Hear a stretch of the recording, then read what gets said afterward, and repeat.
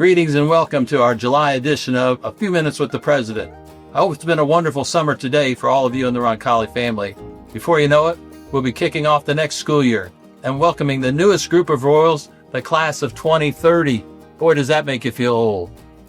I was a student at Roncalli back in the 1970s, and being from a family of 10 kids plus mom and dad, I was keenly aware of the fact that it was a sacrifice for my parents and our family to provide a Catholic education at St. Jude, Chartrand, and Roncalli for myself and my siblings. That idea, that reality of it being a sacrifice for families to afford a Catholic education is something that's been a consistent fabric throughout our school's history. There might be a small percentage in our school community who are blessed with enough wealth that it's not a sacrifice, but I assure you, the overwhelming majority of our families at Roncalli are making sacrifices to have their children here. There's a great deal of research that tells us this is the case at most Catholic high schools across the country. So this begs the question, why? Why do families today, and why have families for generations been willing to make sacrifices as a family to send their children to Catholic schools? I'm joined today by someone who brings an unbelievable lens to this question, just a thorough lens. Steve Kaufman is a 1963 graduate of Sacred Heart. He and his late wife, Sharon, sent all 10 of their children to Holy Name Catholic Grade School and Roncalli High School. Steve, thank you for joining me, and thank you for sending your kids to Catholic education. Thanks for having me, Chuck.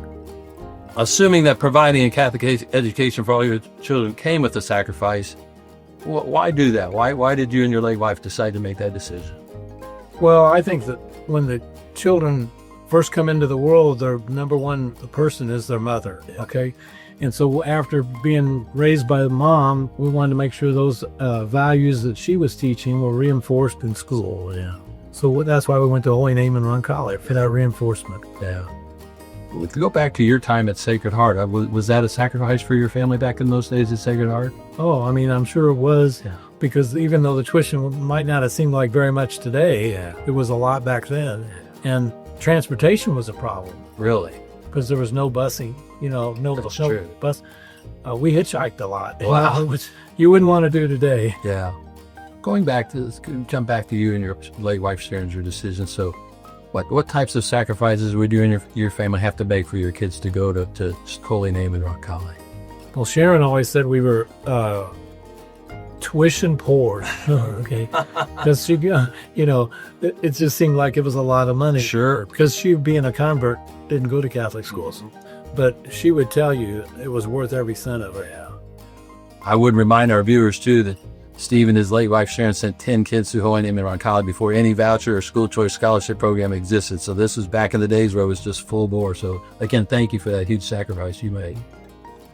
Steve is a graduate of Catholic schools, Sacred Heart.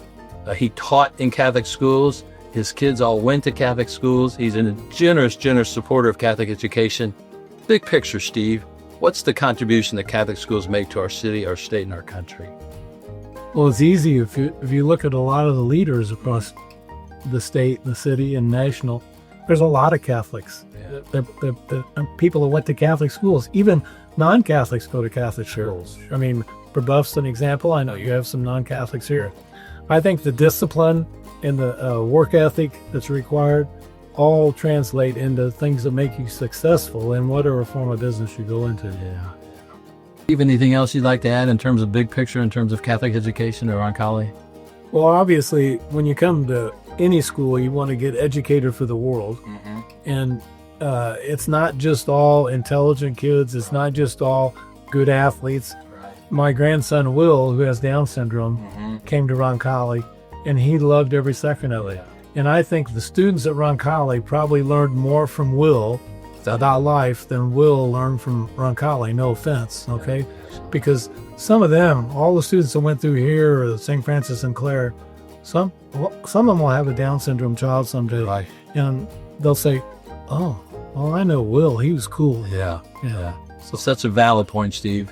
Will, I'm sure, learned a lot of life skills, but so many of us at Roncalli learned so much from Will and the other students in our Life Academy. And that's been going on since we brought that program into existence. I know personally how much I've grown as a person and as a Christian based on our students coming out of our Life Academy. Thanks for sharing that.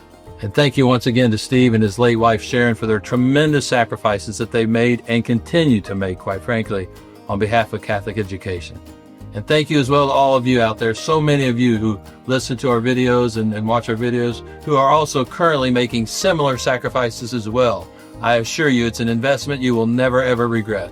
Thank you as well to all of you who make possible this transformational ministry of Catholic education here at Roncalli through your gifts of time, talent, treasure, and most importantly, thank all of you for your prayers.